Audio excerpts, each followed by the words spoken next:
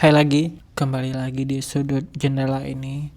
Kali ini aku pengen ngomongin soal AI, akal imitasi. Ternyata sekarang udah ada bahasa padanan bahasa Indonesia ya, itu akal imitasi. Bagus juga ya, karena dia disingkat tetap masih A dan I gitu.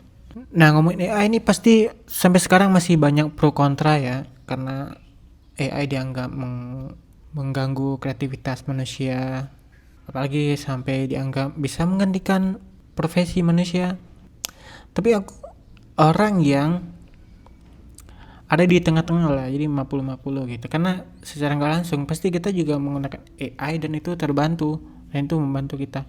Sebenarnya kan sama halnya juga seperti kita dari dulu itu bagi tergantungan sama Google dong, search engine, biarpun belum AI sifatnya, tapi kita sangat ketergantungan sama search engine. Nah, menurut aku AI itu harusnya berlaku seperti gimana kita menggunakan komputer gitu. Jadi jangan biarkan AI menghasilkan sesuatu karya gitu, jangan biarkan. Tapi ketika kita melakukan suatu, nah proses dibaliknya itu ketika kita menggunakan AI itu sangat terbantu sekali sebenarnya dalam hal apapun, konten, riset segala macam gitu.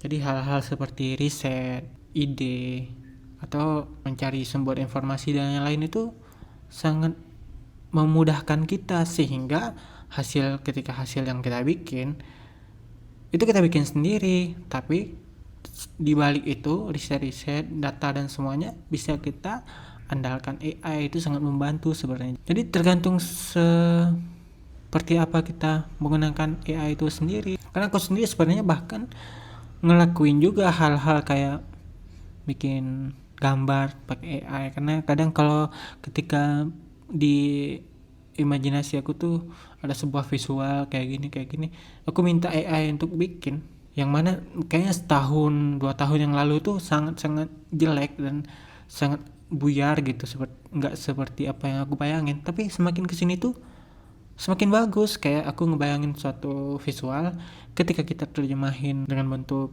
teks terus digambar sama AI, bagus gitu. Tapi ya kayak itu tadi, aku juga nggak bawa itu kemana-mana, disimpan aja. Oh iya, bagus ya, keren gitu. Dia udah dalam waktu yang dekat ini aja itu udah jauh banget perkembangannya. Makanya kalau kita nggak memanfaatkan AI itu sendiri, kayaknya kita bakal tertinggal deh. Cuma balik lagi kayak tadi tuh, jadi ketika kita pengen kita yang di depan ya, maksudnya idealis segala macam gitu, kita pengen itu tuh masih kita, ya jangan nyuruh si AI yang menghasilkan inputnya, misalnya membuat sebuah foto, membuat sebuah gambar, tapi termasuk membuat sebuah konten gitu ya. Tapi memanfaatkan AI itu untuk mencari ide, mencari bahan, entah itu dari menulis. Aku sendiri bahkan menulis tuh kadang suka ngoreksi minta dikoreksi sama AI gitu. Tapi semua ide cerita itu kan dari kita gitu. Gaya bahasanya kan dari kita sendiri. Menurut aku harusnya kita menggunakan AI itu seperti itu gitu. Seperti bagaimana kita mengendalikan komputer, bagaimana kita mengendalikan Google sebelumnya gitu. Itu aja sih pendapat saya tentang akal imitasi ini, AI.